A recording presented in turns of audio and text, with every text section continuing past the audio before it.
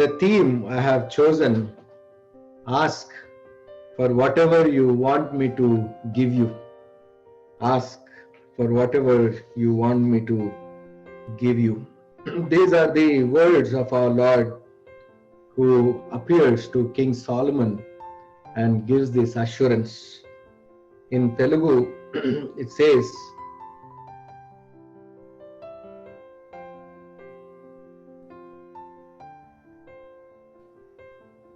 నేను నీకు దేనికిచ్చుట నీకిష్టమో దానిని అడుగుమని దేవుడు అతనితో సెలవిచ్చాడు. నేను నీకు దేనిని ఇచ్చుట ఇష్టమో దానిని అడుగుమని దేవుడు అంటూ ఉన్నాడు. This is really a favorite thing for all of us, isn't it? If somebody comes and says, ask what you want, what comes to our mind? If kids are asked, what comes to your mind? Like if your parents ask you, what do you want? I have a person whom I know from long time in India. Whenever I go, I ask him like, what I should bring when I come from US next time. Say, bring some Apple products. Bring some Apple products. Because they are so dear to everyone. And he is so fond of those Apple products. And that is how our mind goes. You know, sometimes when God appears and asks us, like, what do you want? Immediately what comes to our mind? Our electronic stuff, or a luxurious car, or a spacious bungalow, nice branded clothing or living, or a rich or royal food. What are the things you can write down? You know, if somebody comes in your dream and says, ask what you want, immediately what would be your response? You can experiment this. You can ask yourself, if somebody comes to my house and says, ask whatever you want, I will give you. What am I going to ask? What is that goes on in our mind? Even in the night, if you are awakened in our sleep, if somebody asks, hey, tell me, what do you want? What do you say? What thought comes to your mind? This is really fascinating, isn't it? And here, King Solomon, he showed his love for the Lord. These are the words used in the Bible about him. In 1 Kings chapter 3, he is a person who is showing love for the Lord. And secondly, he was walking according to the statutes of his father David. If you look about Father David or King David, he is a man of prayer. And secondly, we see that the Lord has sought for himself a man after his own heart. In 1 Samuel chapter 13 verse 14, మొదటి సమూయేలు గ్రంథం 13వ అధ్యాయం 14వ వచనంలో ఈ విధంగా ఉన్నది. The Lord has sought for himself a man after his own heart. And thirdly, David is a person who is so passionate about spiritual things. He is passionate about spiritual things. And fourthly, he pleased God despite his failures. In his life, the priority is to please God. And fifth one, he repented or realized his shortcomings and he sought forgiveness in the presence of God.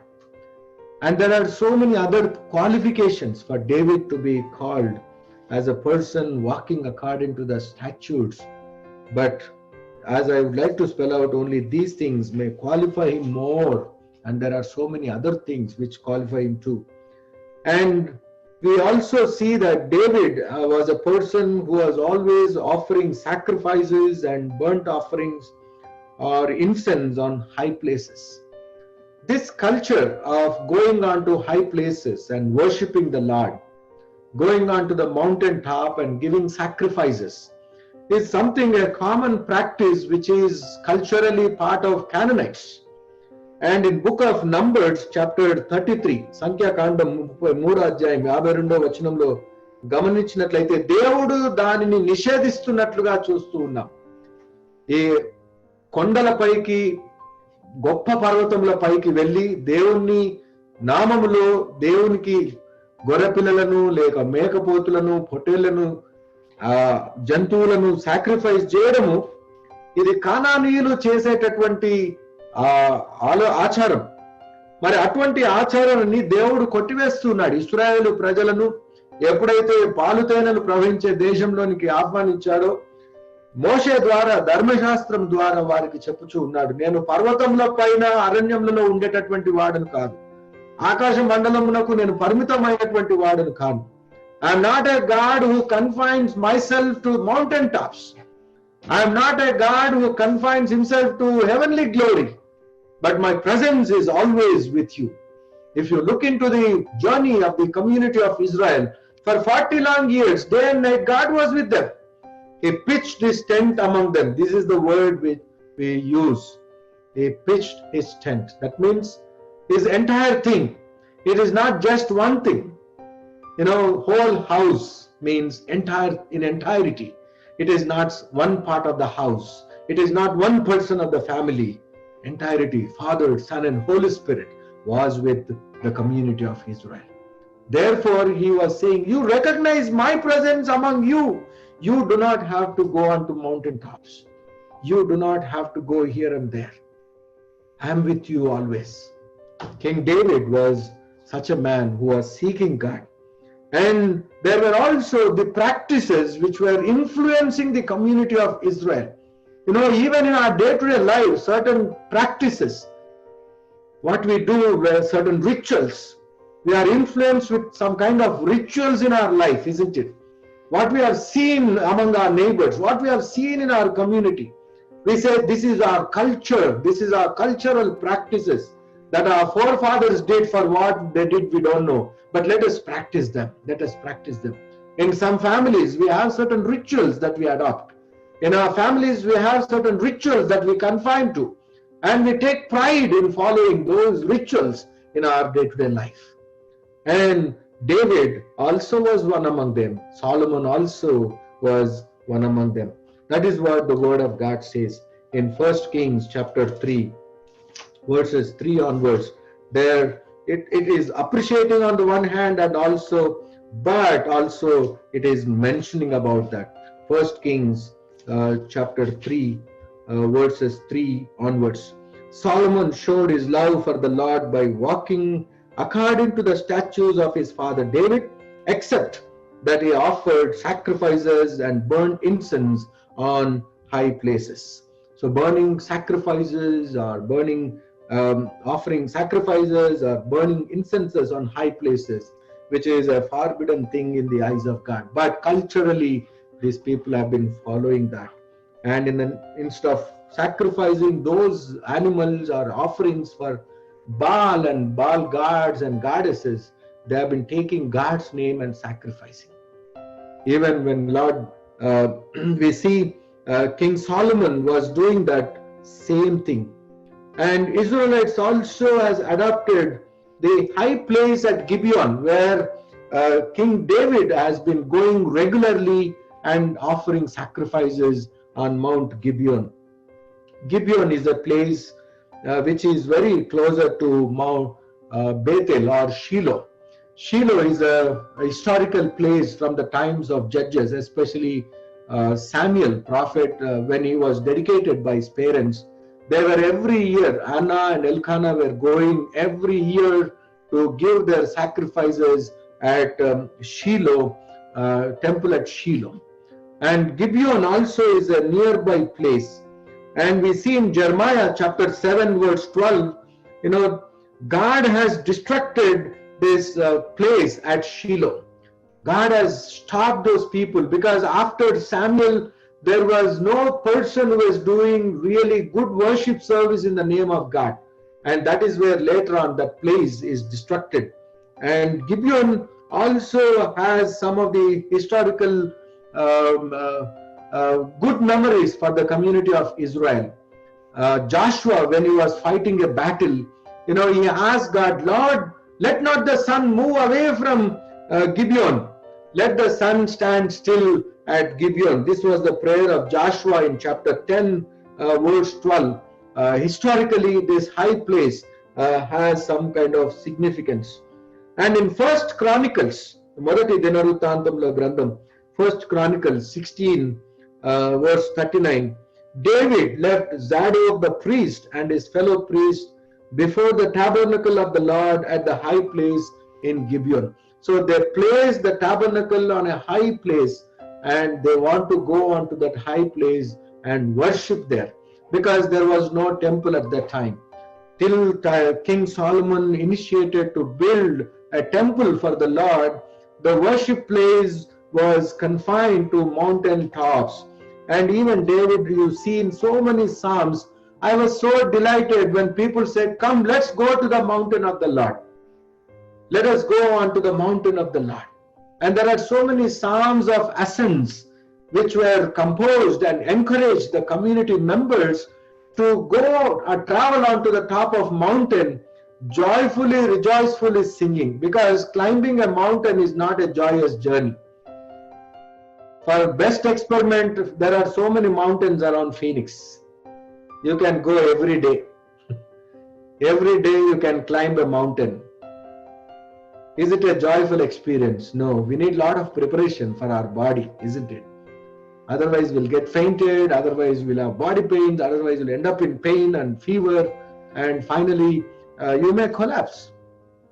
But here we see that King David has encouraged his community members to go onto the mountain tops, climbing. In those days, no elevators, no cars, nothing. Even sometimes we are so scared to drive on ghat sections, isn't it? To drive on mountain tops and to see from the top to down, we are so scared. Some people have that phobia also, for high places phobia. But there we see the community of Israel have been always encouraged to go and experience God's mightiness in the presence of God. Here, when King Solomon has been involving in these practices, but still, because his heart is in the Lord, because he showed love for the Lord, ఆయన దేవుణ్ణి ప్రేమిస్తూ ఉన్నాడు కాబట్టి దేవుడు ఆయనకు దర్శనమయ్యాడు. It is because he is loving God so much. Though he was, on the other hand, carried away by so many wives from the neighboring countries who brought in so many other practices. We see by this time he already married an Egyptianite woman, a daughter of Pharaoh. And before that he already married Amorites. And later on we see so many women he married in order that by taking in marriage the daughters of neighboring kingdoms or kings, he thought he is going to be at peace. But finally he lost his peace. The intermarriage, we see, if you are looking into the life of King Solomon, especially the failures or the life lessons that we can learn through his failures, you can see the disastrous decisions what he has made by marrying women who did not accept God, by marrying people from the neighboring countries who never honored the Lord, who never respected God, who never believed in God. Such women, when he brought into his life, he became a godless person towards the end. And even in spite of having those weaknesses, God has loved him so much. God has really shown favor because he loved David so much. He made a covenant with David. And now God wants to fulfill his plan and purpose in the life of his son, King Solomon. Though we are unworthy, God loves us so much because it is not our merit. It is because of our parents' prayer. It is because of our ancestors' prayers. It is because of their good deeds that they were able to receive God's favor, that today we are able to cherish and experience that favor. Sometimes we are not even worthy to receive certain precious things, but God is giving us because he gave a promise to all our forefathers. The promise what he has made with Abraham, the promise what he has given to Isaac, the promise what he has given to Jacob. By believing in God, we are descendants and we can claim those promises in our life. The promises which are foretold in believing Jesus Christ, we can claim those promises. King Solomon is claiming those blessings in his life because of his forefathers' relationship with God. The ways in which they were able to depend on God and walk according to the statutes of God. They were honoring God's word. They made God as their priority. King David, though he was an aristocratic king, but he was a priest in the presence of God. He always played a role of doing or fulfilling the priestly responsibilities. That means we see a prototype of Jesus in him, and that is the reason God has really loved him so much. My dear brothers and sisters in Christ, if we have to receive an answer from God or an offer from God, like ask for whatever you want me to give you, primarily we need to be like David.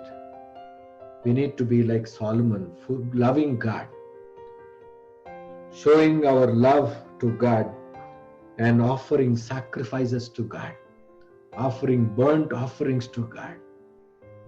Every occasion we need to make a point to honor the Lord.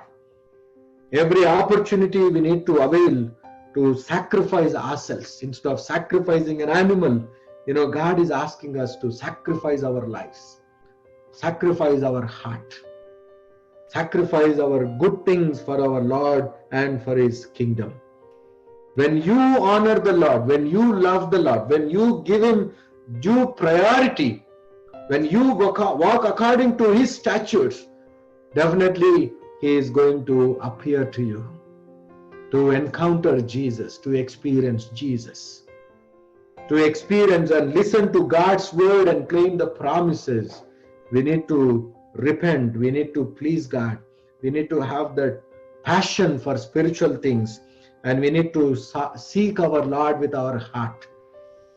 We beautifully sang that English lyric, "Seek ye first the kingdom of God."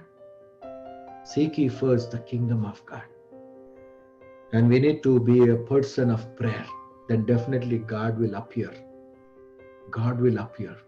We all want, God should answer my prayer. But here, when Solomon is praying, God did not appear and say, "Hey Solomon, I have heard your prayers." He did not say that, "Okay, I am listening to your plea, therefore let me bless you with what you are seeking for." But God is making an offer to Solomon, saying, "Ask for whatever you want me to give you." If I and you were there, what would be our answers to God? What are the priorities that we are going through, or making those as our priorities in our life? What are those things that are dominating our mind? We need to examine ourselves. We need to ask ourselves, what is that in one word that I can ask God? And King Solomon, he is asking two things. He is asking two things. During the time of Solomon, God said, "Okay, you ask." And same words we see in the life of Jesus also in John's Gospel chapter 14, Yohan Suvarta 14వ అధ్యాయం 13వ వచనంలో కూడా ఆయన అంటాడు. In John's Gospel chapter 14 verse 13, Jesus says, "You may ask me for anything in my name and I will do it." We always forget this promise. We always forget this. We think only, okay, King Solomon's his story is so fascinating. No, the person Jesus who came and lived among us, he is strengthening his future church. He is strengthening his body, saying that you ask in my name, I will do it. This is the promise.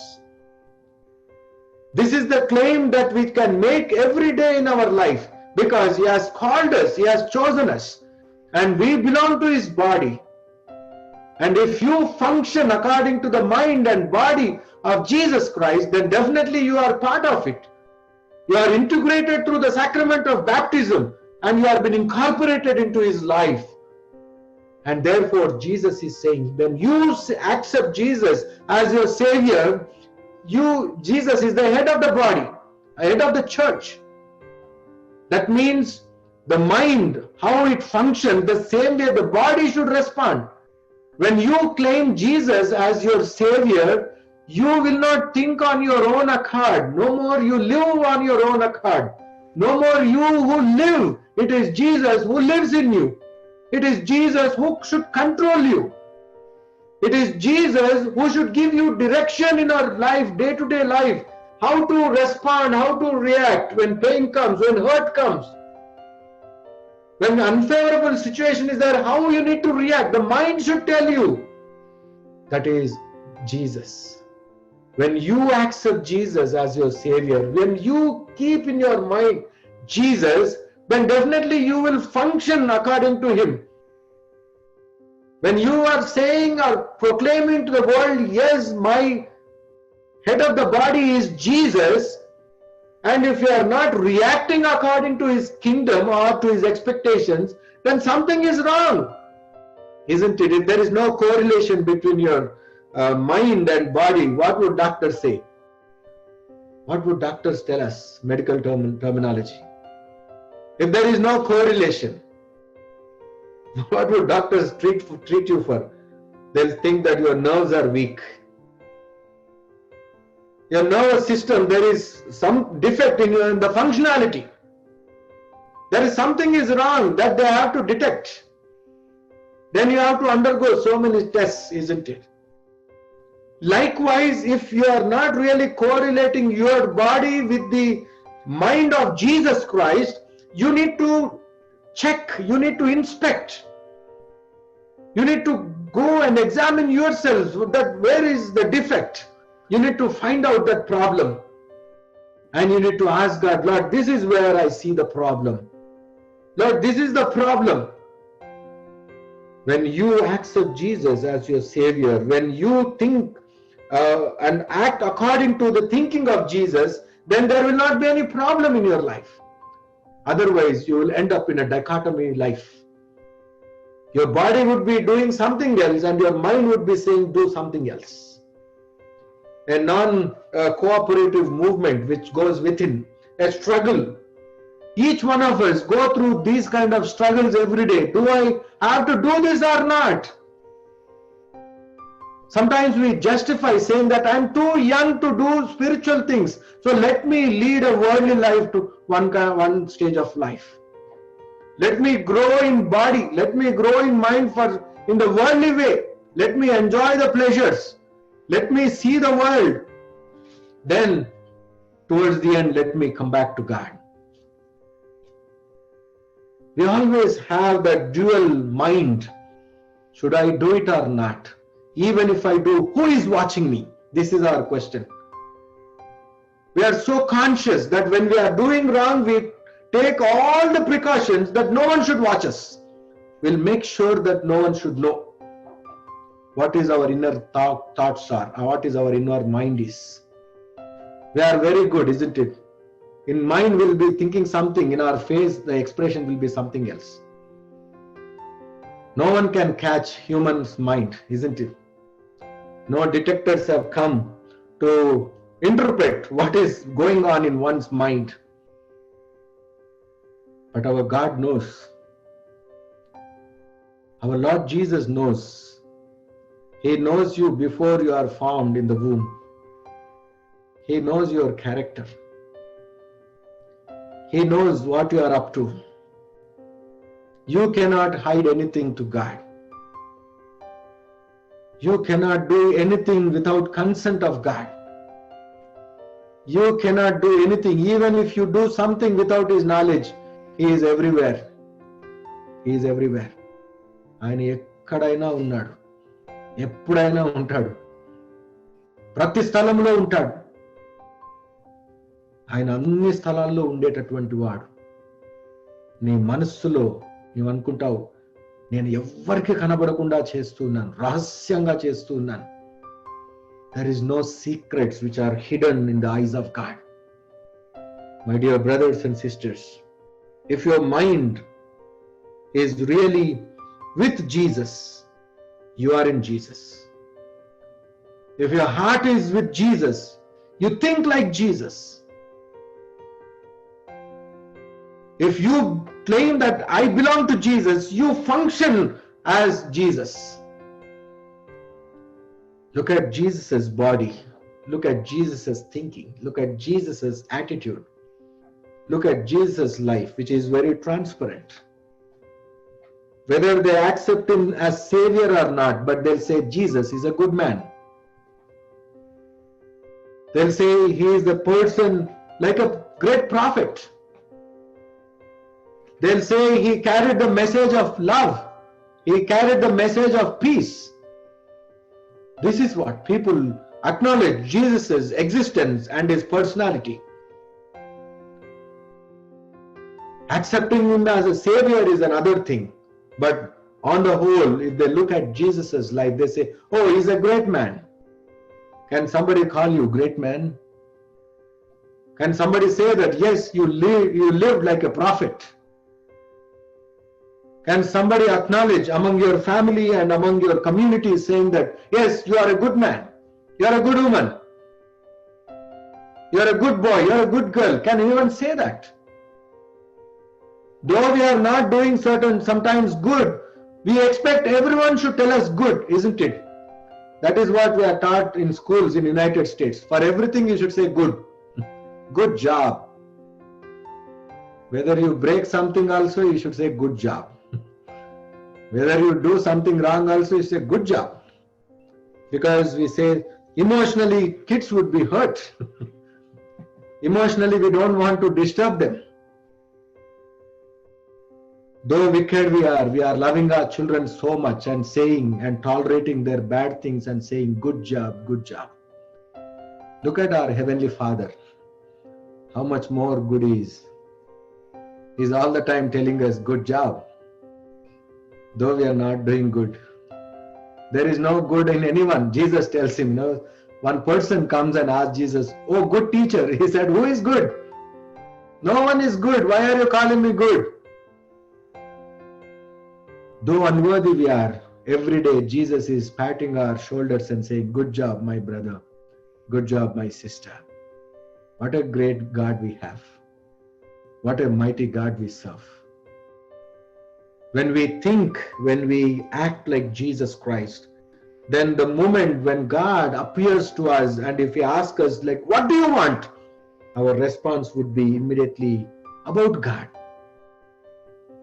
Our response would be about God's kingdom. Our response would be about our future life. And here, James chapter 4, Yakob Patrika 4వ అధ్యాయం 3వ వచనం. In James chapter 4 verse 3, there he says, when you ask, you do not receive because you ask with wrong motives, that you may spend what you get on your pleasures. You may get on what of your own pleasures. యాకోబు పత్రిక 4వ అధ్యాయంలో అంటాడు.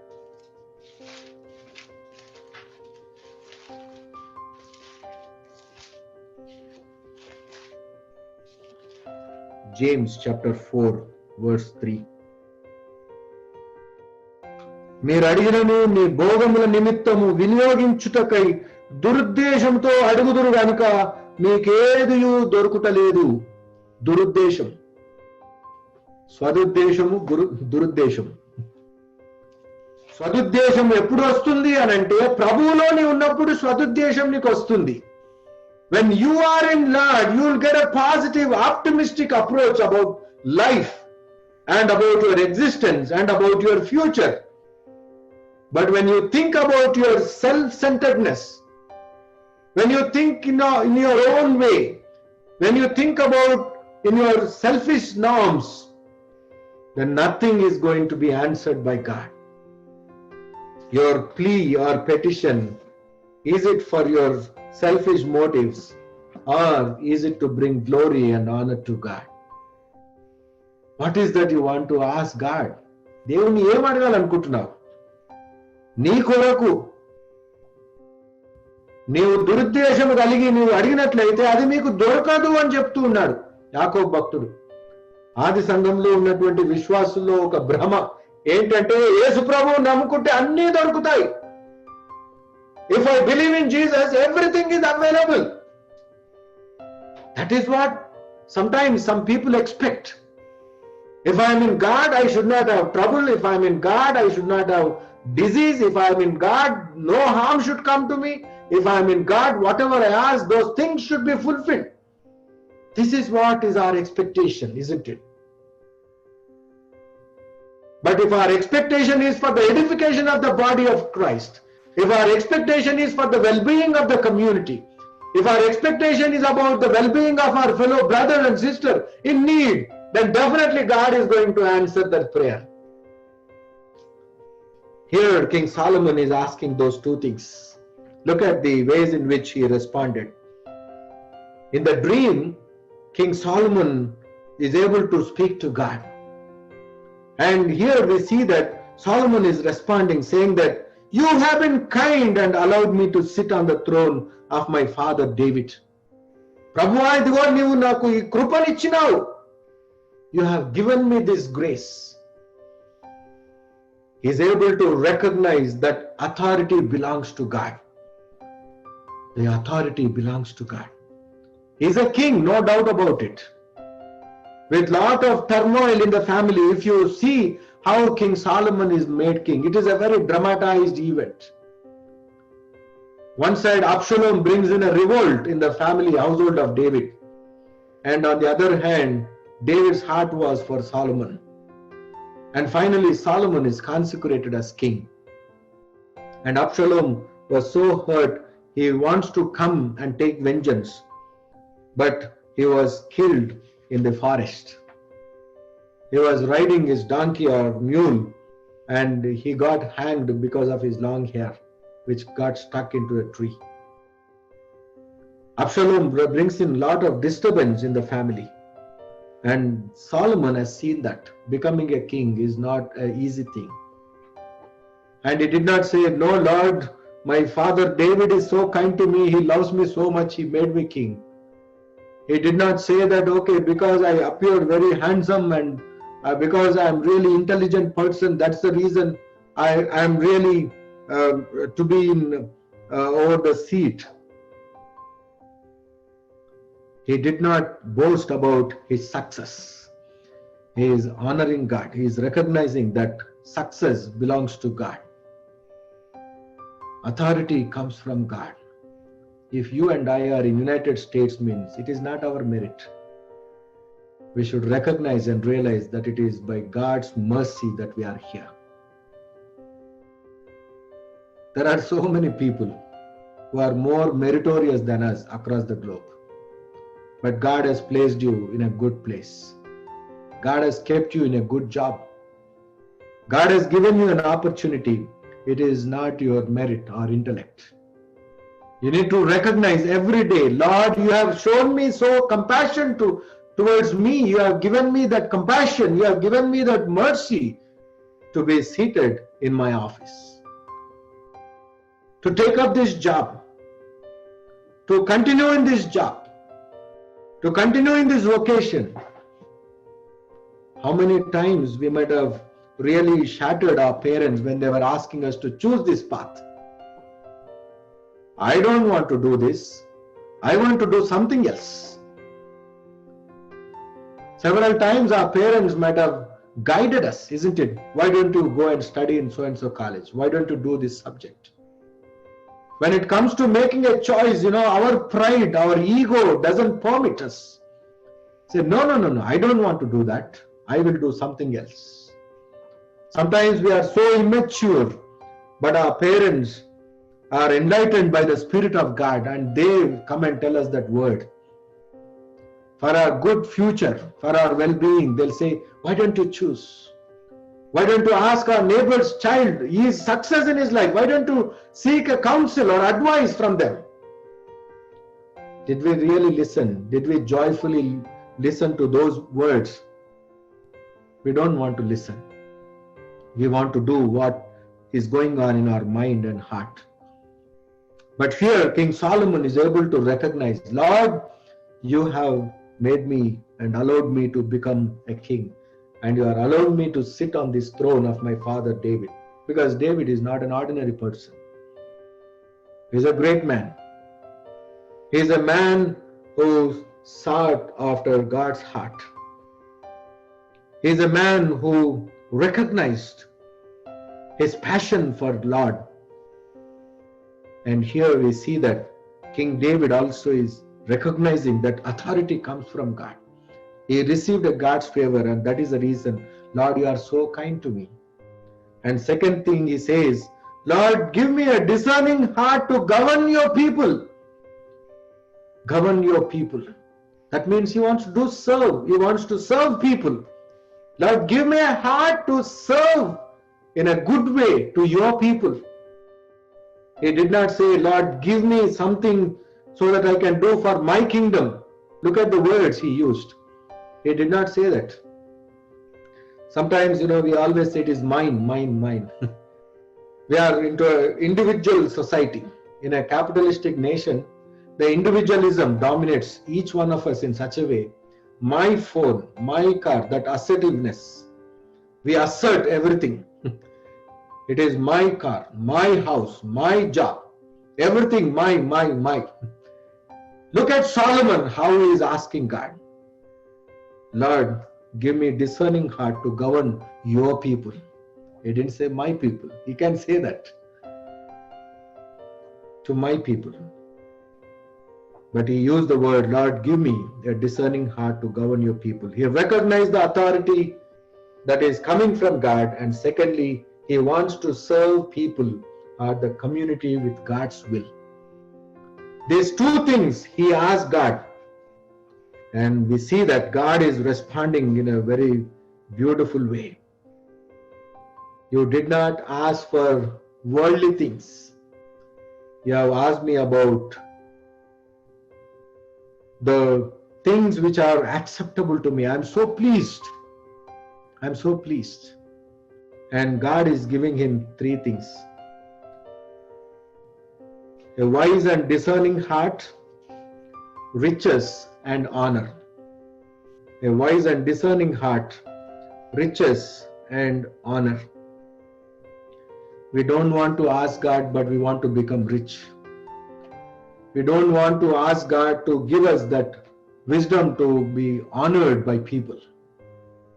We think that by working more and more, by earning more and more, we become rich.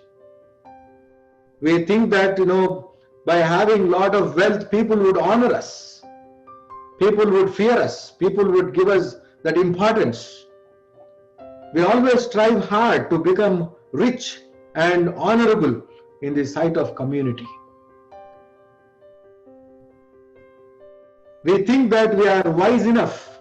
We are matured enough. When Solomon is saying, Lord, give me a discerning heart, I am still a child. Already is married. He had already 3 or 4 wives by the time when he is asking. Can a married man say that, no, I am not that mature person? Our ego doesn't allow us, isn't it? Men especially. We think we are very wise. We know everything. King Solomon didn't say that. He never boasted that, because I am wise, only women are after me. He didn't say that. He married and he says, Lord, I am still a child in your sight. Look at the humbleness, the approach towards God. We need to ask God. If you feel that you are wise enough, then you are going to bring disaster to yourself. If you feel or take pride that you are wise at heart, if you are rich and honorable in your own way, then you would bring disaster to yourself and to your future. Look at Solomon and learn what to ask God. And when God is giving these 3 things, it is so amazing. In book of Ecclesiastes, chapter 1, verse 16, King Solomon is writing this. ప్రసంగి గ్రంథం మొదటి అధ్యాయం 16వ వచనం. Ecclesiastes 1:16. There is saying that, I have everything. There is a time for everything. I have made lot of wealth. I have made lot of riches. I have been honorable person. Everything I have made. He is testifying to the wisdom that he has when he is composing this beautiful book called Ecclesiastes. When you have time, you can read this book. Very small book. Very beautiful. Very in-depth meaning, because Solomon is writing with all the wisdom which God has given to him. He put down all the life lessons, where he was a failure, where he was wrong, and where he was success, and where he was able to move forward.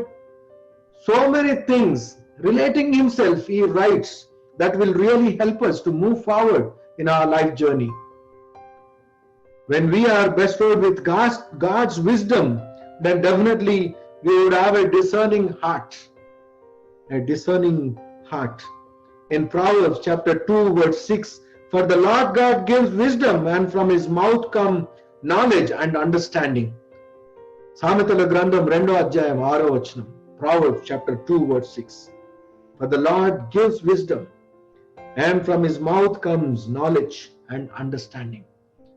Knowledge and understanding is a favor from God. We need to ask God every day, no matter whatever you are. You need to ask God, Lord, give me a discerning heart. It is God who is going to give us that wisdom.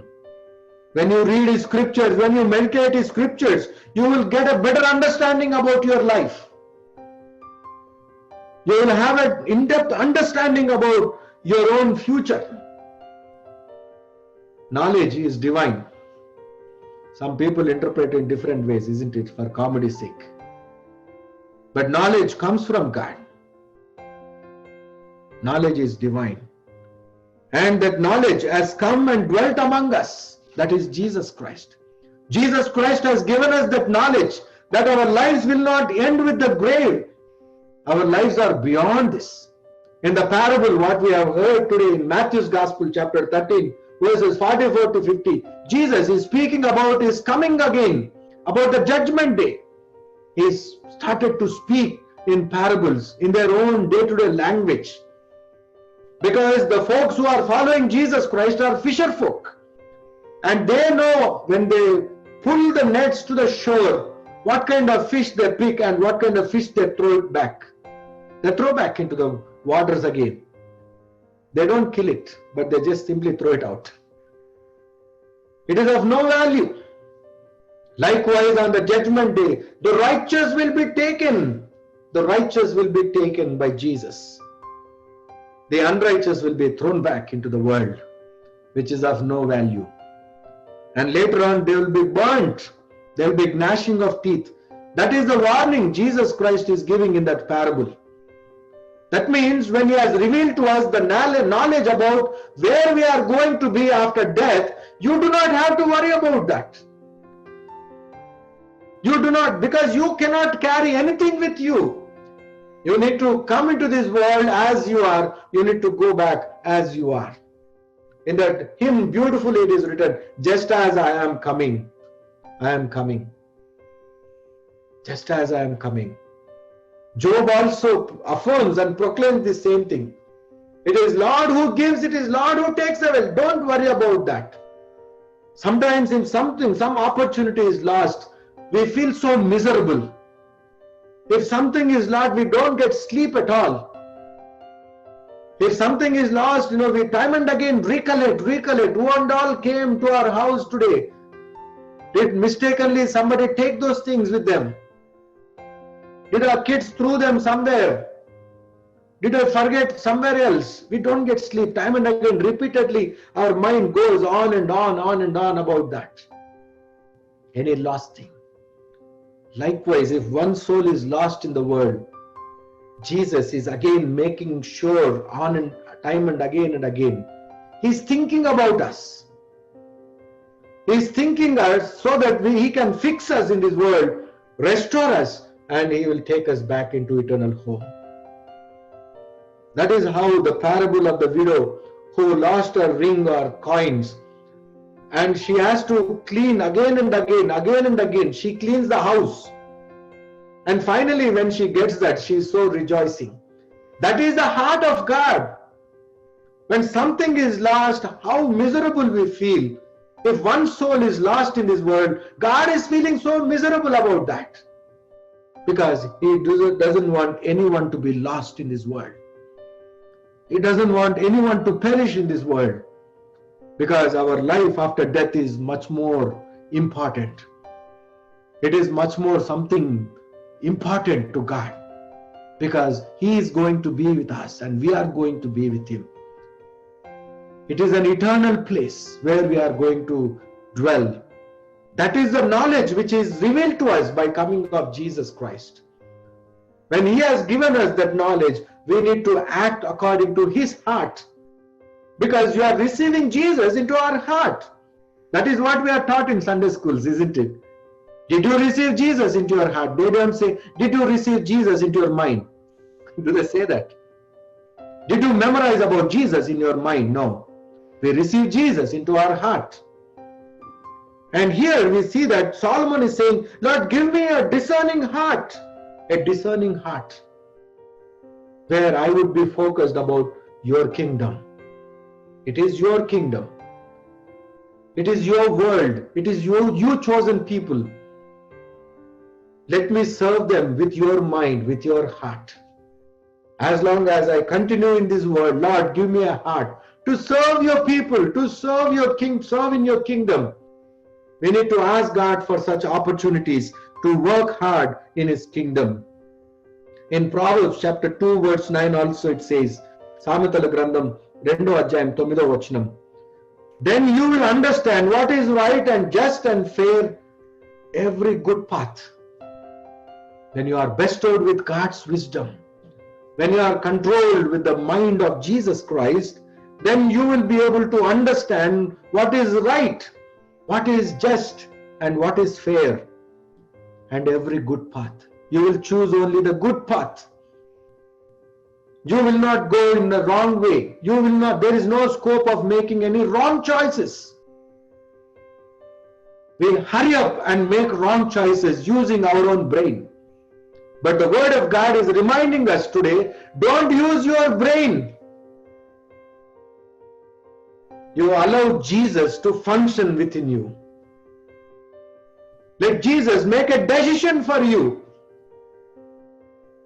Let Jesus control you. Let you be in control of God. This is a struggle from the beginning of creation, that Eve wanted to become like God. We also wanted to become like God, a powerful person. Every one of us are seeking some kind of power and identity. We are in search of our own identity. What is that people are thinking about me? Let them think great about me. This is the news that we want to convey to everyone. This is the news that we want to communicate to everyone, that have become very powerful now. That have become a mighty person now, a respectable man in the community.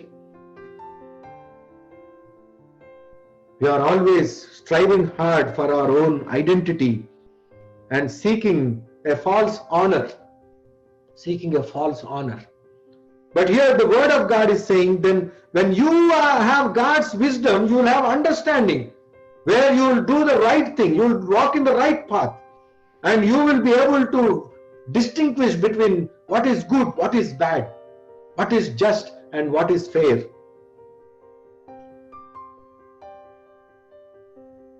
In Isaiah chapter 7 verse 15, there he says, God is going to give you that understanding. మంచి చెడులు వివేచించి నీ జనులకు న్యాయము తీర్చునట్లు మీ వద్దకు ఒకరు వస్తారు. The prophecy about Jesus Christ. A man who is going to come among you, and he is going to lead you. He is going to guide you.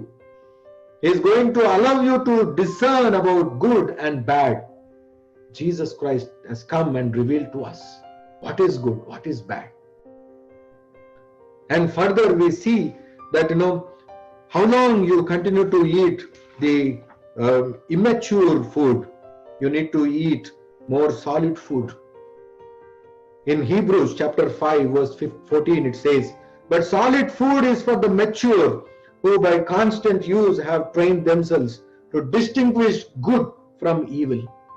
That means the more you grow stronger and stronger in the Lord, you'll get matured.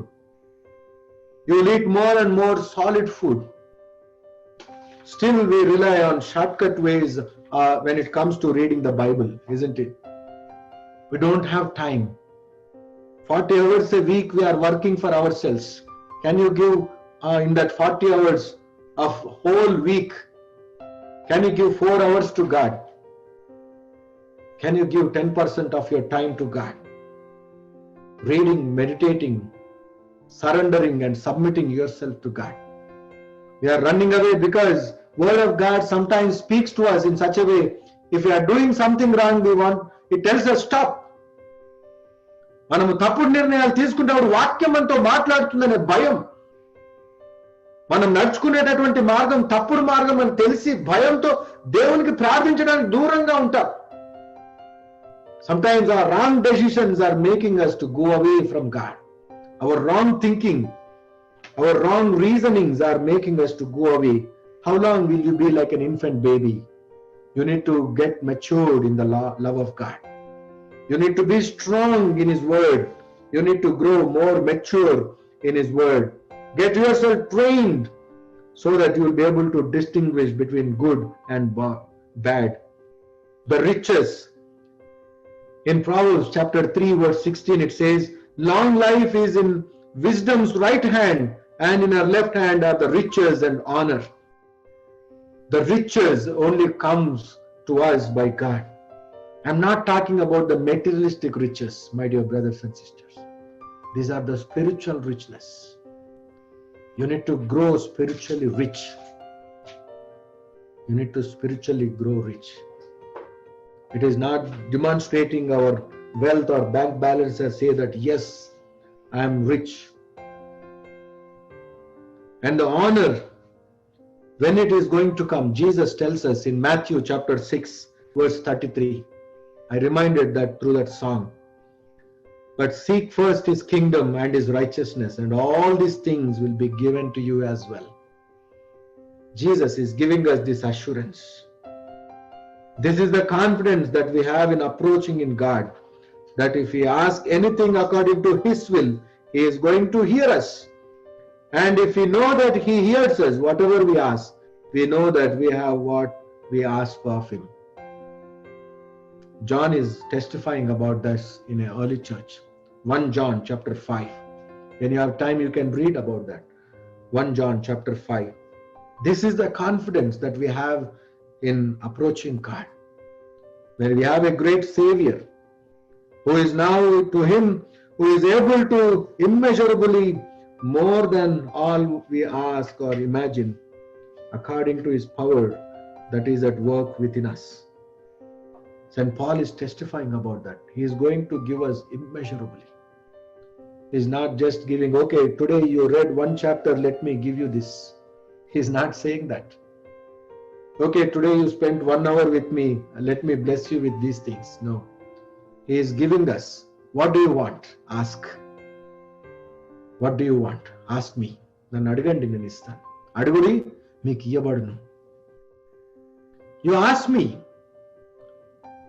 Don't serve me just to take materialistic benefits. You ask me about the spiritual things. And further we see that there is a conditional blessing towards the end in this 1 Kings chapter 3 verses 13 and 14. There God is saying another conditional blessing.